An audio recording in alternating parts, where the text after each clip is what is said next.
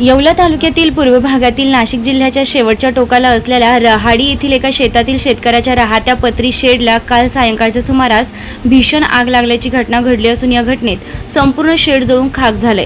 काल सायंकाळी ही घटना घडली असून ही आग पाहिली आहे त्यांना मोठा धक्का बसलाय। रहाडी येथील शेतकरी साहेबराव महाजन यांचे शेतात पत्र्याचं शेड असून या शेतामध्ये असलेल्या शेडमध्ये ते राहतात। विशेष म्हणजे आपल्या परिवारासह ते तेथेच राहतात। या शेतातील घराला काल सायंकाळी अचानक भीषण आग लागली।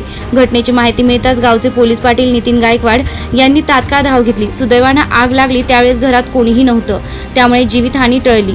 मात्र ही आग एवढी भीषण होती की या आगीमध्ये पत्र्याचे संपूर्ण राहते शेड, कपडे, धान्य, रोख रक्कम, शासकीय कागदपत्रे तसेच घरातील भांडीकुंडींसह इतर संसार उपयोगी साहित्य संपूर्णपणे जळून खाक झाले। या आगीत शेतकरी साहेबराव महाजन यांचे लाखो रुपयांचे नुकसान झाले असून ही आग कशामुळे लागली हे अद्यापही समोर आलं नाही। शेतकरी महाजन यांचा संसार त्यामुळे उघड्यावर आलाय। आधीच आर्थिक परिस्थिती बिकट, त्या दुष्काळजन्य परिस्थितीत सापडलेल्या कुटुंबावर उघड्यावर राहण्याची वेळ आता आली। या घटनेत महाजन यांच्या घरातील सर्व साहित्य भस्मसात झालं असून त्यांना शासनाने आर्थिक मदत करावी अशी मागणी होतीये।